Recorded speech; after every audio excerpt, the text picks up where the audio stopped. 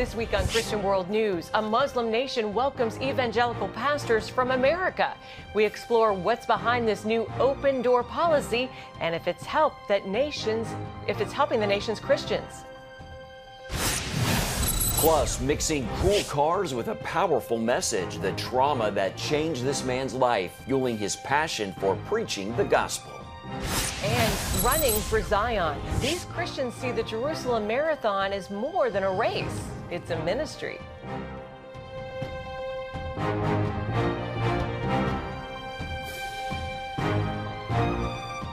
Welcome to Christian World News. I'm Mark Martin. And I'm Wendy Griffith. A Muslim nation opens its arms to a delegation of evangelical Christians. Azerbaijan recently invited more than a dozen evangelical pastors on an official visit. The former Soviet Republic is a majority Muslim country, but has a long history of tolerance between Christians, Muslims, and Jews. Government officials hosted the group of 15 evangelical leaders and a rabbi and want to show the Muslim world that peace and tolerance is the way to go. Jewish and Christian leaders hope this trip could be the first step towards reconciliation. There are 57 Muslim nations. Azerbaijan has led the effort in terms of presenting a more progressive, a more centrist, a more inclusive, a more welcoming Islam that is supportive of the State of Israel. I believe it's an extraordinary moment in the kingdom of God where God is moving behind the scenes in ways that we can't imagine.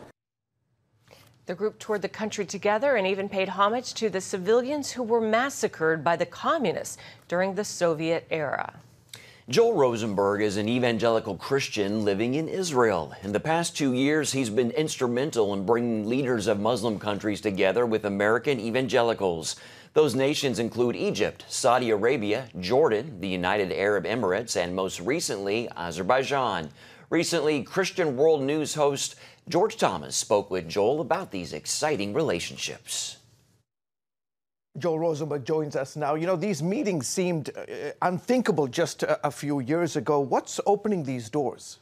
What God is doing is, I'm not exactly sure. I mean, what's happening is that Iran's threat to the Arab world is fundamentally reshuffling the deck. Every Arab leader now has to think, who is my real friend and who is my real foe? And they're concluding that they have had a relationship that's been decent with the United States, but they've got to get much closer. And they look at Israel, their historic enemy, and they think, wait, Israel is as dead set against the Iranian regime and neutralizing that threat as anybody. Maybe we need to become friends with Israel rather than enemies. And the evangelicals are somehow in the middle. Yeah. We love Israel, but people like myself are not hostile to the Arab world, and they're beginning to invite us to say, let's talk about peace, let's talk about religious freedom. God is doing it, but those are, I think, some of the reasons why these Arab leaders want to do it, because they want to convince Americans as a culture, not just Washington, that they're on the good guy side, that they're really making reforms and they're not enemies. Are these meetings having any positive impact for Christians in these nations? I mean, what are the Christian leaders in country telling you about your dialogue with these Muslim leaders? We don't even go to a country unless we've worked with the local Christian leadership and said, does this help you? Now, with the one exception of Saudi Arabia, the Saudi Arabian Christian community is pretty much underground. They're very cautious. So we did go to Saudi Arabia and met with the Crown Prince without connecting with the local Christian community yet. Yeah. But we raised with the Crown Prince, listen, you don't have Christian churches operating now. Could we talk about that? Are you open to that type of reform?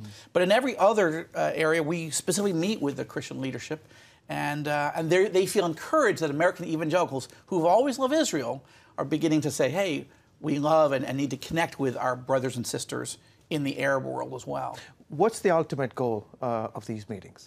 Well, ultimately, we want to be a witness of Jesus Christ to all these Arab Muslim leaders and their countries. We want to strengthen our Christian brothers and sisters who faced very difficult times in these countries. We want there to be more religious freedom. We also want to sort of grease the wheels for peace between Israel and these Arab nations. As you know, Joel, this is a part of the world that is not a very friendly neighborhood. How much trust do you have in these leaders to create this openness and this space for religious freedom, human rights, and so forth? Well, some of that is you have to build trust. I think we're in an early stage of building these relationships. But here's the key. Each of these Arab leaders, Egypt, Jordan, United Arab Emirates, and Saudi Arabia, are making huge, huge reforms in their countries. Now, most American evangelicals aren't aware of those big reforms, but I'm watching them closely. The delegations I take are watching, but we want to ask questions. These Arab leaders ought to get credit for the big reforms they're making. Now, is there a lot more to do? Absolutely. And we encourage and push a little bit that they make bigger reforms, more reforms. But I think you have to, the Bible tells us to pray for kings and all those in authorities, to honor the king. Part of honoring people is to recognize what they're doing right and to affirm it, to encourage it, and not just to criticize from the sidelines.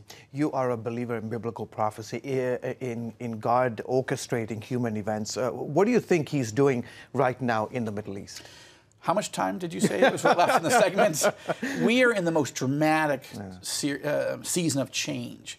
And it's all being driven by the Iran threat. The fear of Iran in Israel and Saudi and the Emiratis and all the Gulf states and all the Arab countries is, again, fundamentally changing the dynamic. It's drawing Israel and the Arab world closer to America. It's drawing them closer to each other. And fascinating, it's opening doors for evangelical Christians. The Saudi family has not met with evangelical Christians in 300 years. We were the first delegation to each of these countries as evangelicals. So what I'm saying is, I think God is opening doors that at least look, I believe every person in the world needs a friend who knows and loves Jesus. And the Arab world, the Muslim world, has been largely closed at the leadership level to people who love Jesus. But now there's a dialogue starting. And it's not that we are changing our views. We're not. We are praying with these leaders. We're explaining what does it mean to be an evangelical Christian. That's not a term used much in the region. So I'm just grateful the Lord is opening these doors. Where it goes, it's in the Lord's hands. Okay, terrific. We have to leave it there. Joel, as always, pleasure to have you back on the podcast. Thank you. Thanks, George. Up next, his love for cool cars is surpassed only by his passion for sharing the gospel. The new TV show that brings them both together.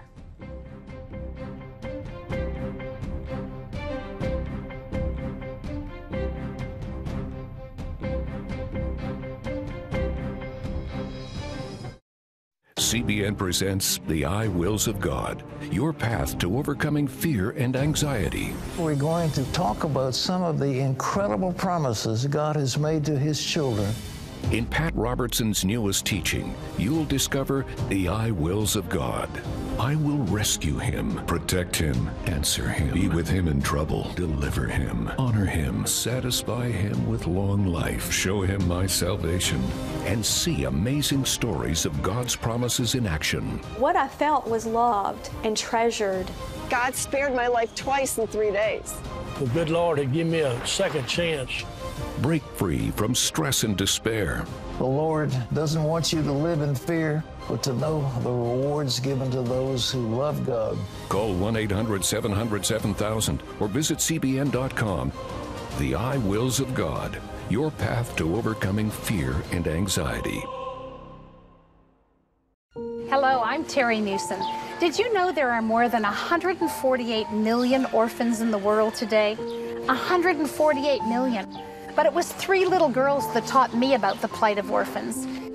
My husband and I spent nearly a month immersed in the daily activities of a Ukrainian orphanage as we waited to adopt 3 sisters. I saw firsthand the utter loneliness, the pain of rejection, and the overwhelming desire to be loved. That experience changed me forever. And out of it grew a ministry from my heart called Orphans Promise. Today, we're helping orphans and vulnerable children in more than 50 countries worldwide. Thousands of children are now in safe homes. They're being educated, and they're learning life skills. I'm asking you to join with me and become family to these children. Will you call the number on your screen right now? Because every child deserves a chance to be happy.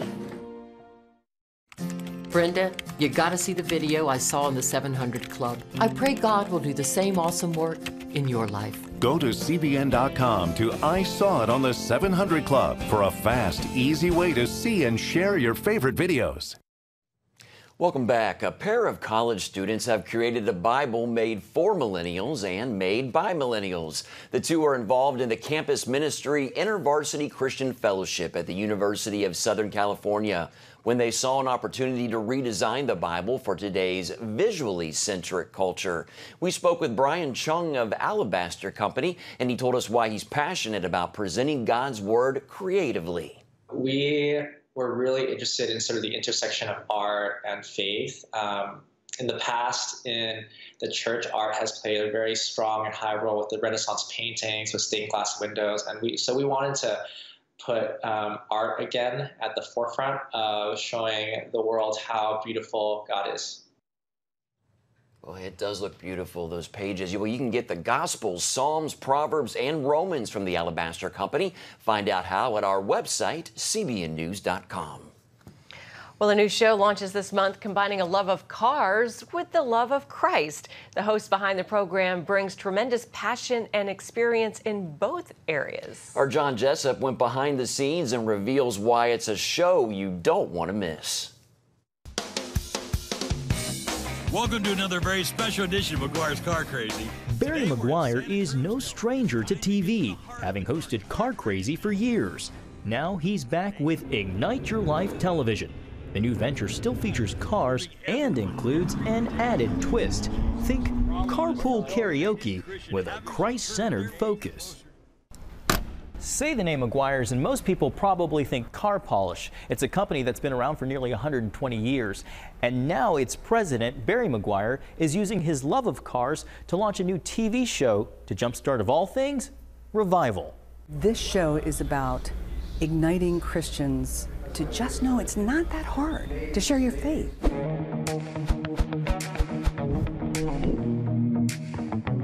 You might think this is Barry's first love, given his rare car collection, the family business, and his passion for the auto industry. But there's something he values even more. There's nothing else, there's nothing compares with the privilege and the experience of moving somebody into a knowledge of Jesus Christ. There's nothing in the human experience, in the human psyche that compares with that, and we can do it every day. He and his wife Karen share their faith just about everywhere they go. We have, waitresses and waiters in restaurants. We pray for them when we go to pray for our meal. We ask them, is there anything we can pray for you about? You know, I've never offered a person prayer that they turned me down once. I've never once had a person say no. Nobody can take my faith away from me. Nobody. At times, he sounds more like a preacher. And Barry told us that's because he believes God used his business as a pulpit for the ministry. I'm in a passion business with the product that I sell, and I love my business. But that's temporal, isn't it? It's temporal. I figured out a long time ago, it's not going to matter how many of these products I sold 100 years from now. It's not even going to matter if I'm a conservative or a liberal. The only thing that's going to matter, have I accepted Jesus Christ as my Lord and Savior? And for those of us who have, then the next question is, how many people are going to be in heaven because of your influence? He's even come up with his own version of the Great Commission. Move everybody every day closer to Jesus. It's something that everybody can understand. Yeah. The Great Commission is, you could really say the Great Commission is move everybody every day closer to Jesus. After a near-fatal viral attack in 2010, he's been a man on mission. Share your faith and let it flow out of you every day. Starting a ministry called Revival Outside the Walls to get Christians comfortable sharing their faith beyond the church. How did you use your day? How did you use your influence? On the job, off the job, everywhere we go. Whether it's in the public place, it's in your workplace, it's in your family, it's in the church pew. Or even in a hot rod or roadster. Delta, take 2, A and B cam. On his show, Barry invites his guests to hop in and take a spin through the streets of sunny Southern California, all while discussing ways they've shared their salvation stories. They include celebrities and well-known pastors like Greg Laurie. You'll also see not-so-familiar faces representing different generations and backgrounds. That's to show viewers how simple it can be to share your faith. When you share what he's done on the cross, it will change hearts. So these role models, at the end of the program, we want every viewer to say, well, I can do that. Well, that looks like, I want to get in the fun. I can do that. If we could do that, we'll start igniting lives all over. Barry says non-Christians are drawn to our joy, but he adds they don't see it enough because Christians fail to realize the joy that comes from witnessing. You can be on the church board, you can sing in the choir, you can be head usher, you can be a Sunday school teacher, all those things. I didn't have joy. I was serving well. But the more Karen and I did, the drier we got. It was crazy.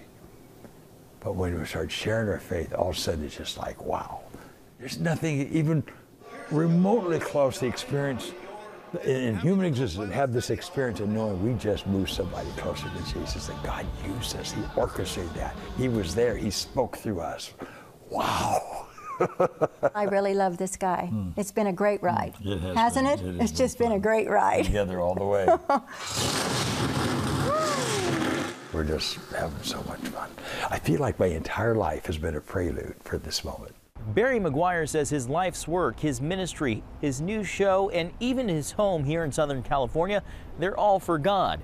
And his aim is to spark the same joy and excitement he has in sharing his faith with every believer from coast to coast. John Jessup, CBN News, Newport Beach, California. Great story, John. We'll find out where you can watch Barry's show, Ignite Your Life Television, at our website, that's cbnnews.com. Coming up, these Christians are running the hills of Jerusalem, carrying the burdens of Holocaust survivors and poor and persecuted Jews around the world.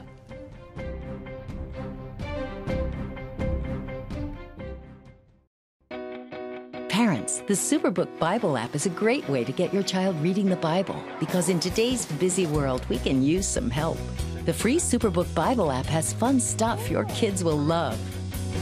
They'll have a blast learning the Bible, playing great games, watching cool videos, discovering heroes in the Bible. They'll have fun while they learn God's Word. The Superbook Kids Bible app, available now. Life. It's meant to be lived fully. Jesus said it. I came to give you life. Life to the fullest. Life in your family. Life in your finances. Life in your body, mind, and spirit. Life in your everyday.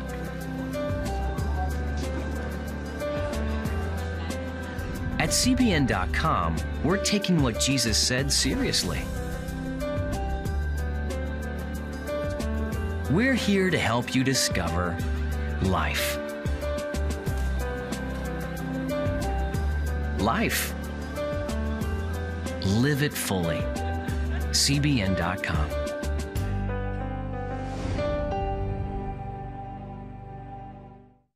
Discover the I wills of God.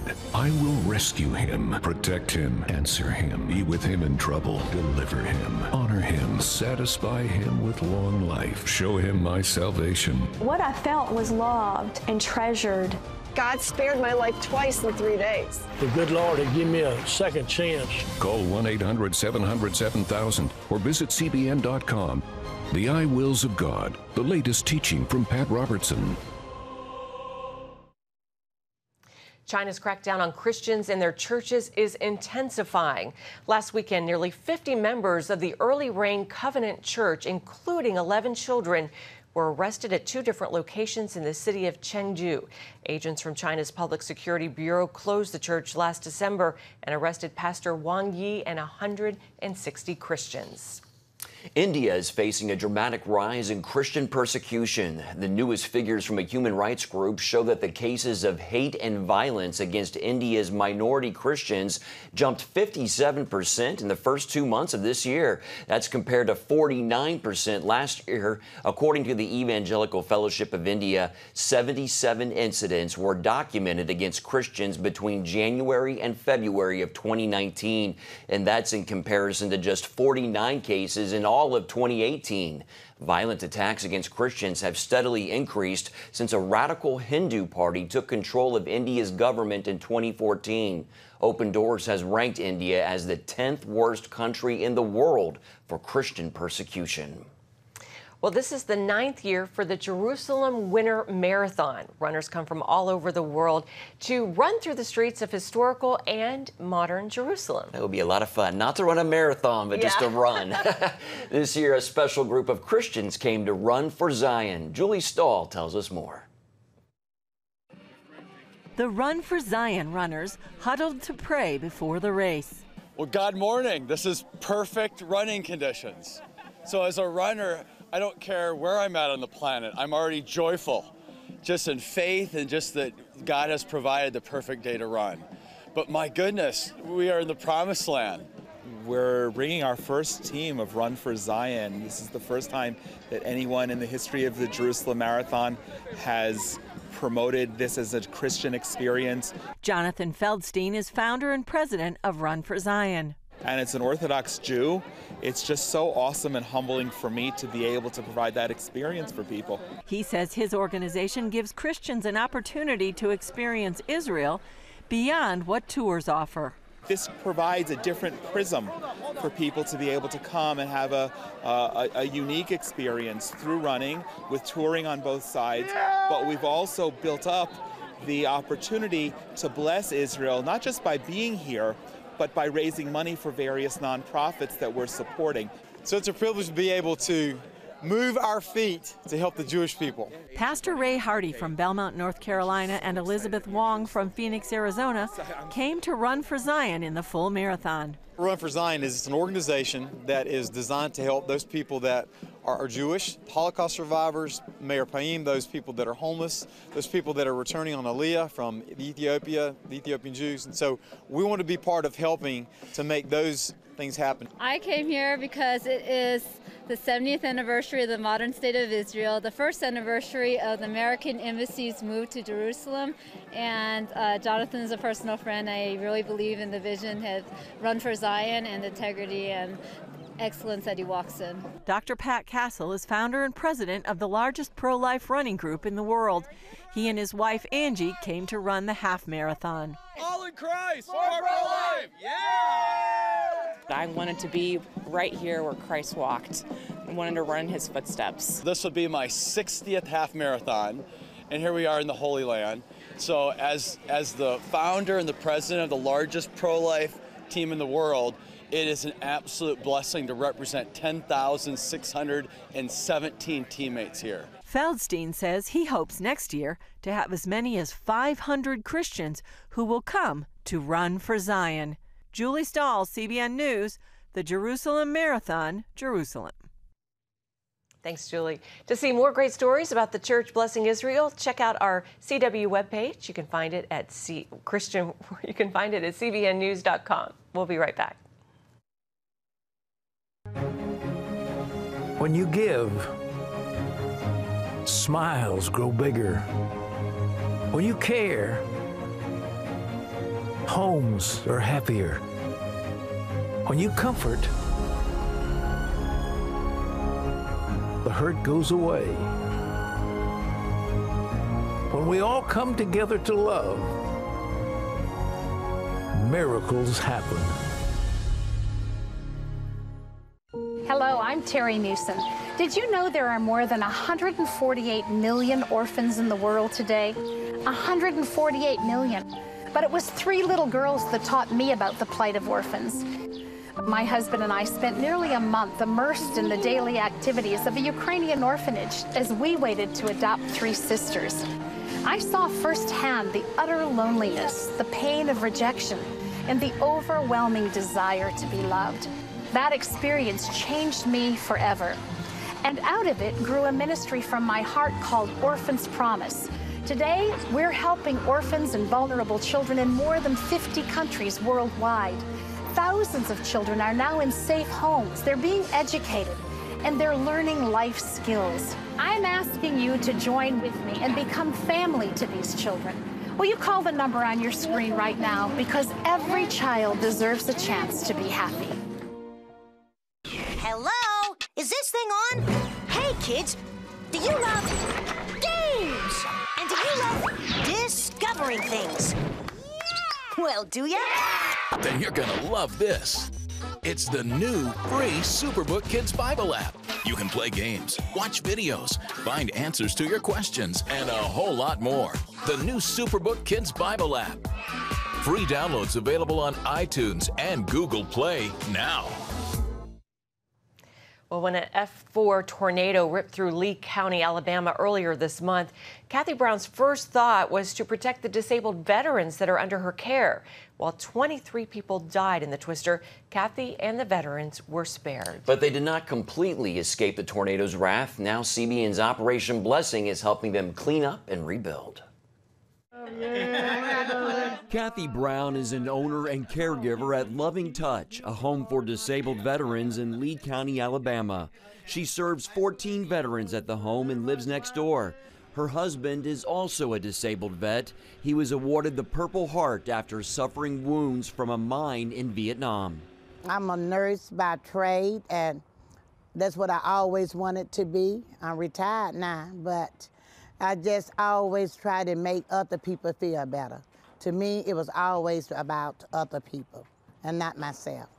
On Sunday, March 3rd, Kathy turned on the news and heard the warning, severe weather in the area. Rushing next door to make sure the veterans were safe, her worst concerns came true. 2 tornadoes touched down nearby, one on her street. So we got the veterans in a safe place and just prayed that we would be okay. And thank God we wasn't hurt. We had no damage to the veteran home. Miraculously, the tornado did not damage her home either, but a path of destruction blew right by her house. The tornado took off almost the entire roof of the Veterans Recreation Center and threw debris all over her yard. It also blew apart her grandchildren's playset. That's when Operation Blessing stepped in to remove the heavy debris. The crew also got up on the roof and covered it with a blue tarp to keep the recreation center dry. Thank you, thank you, thank you.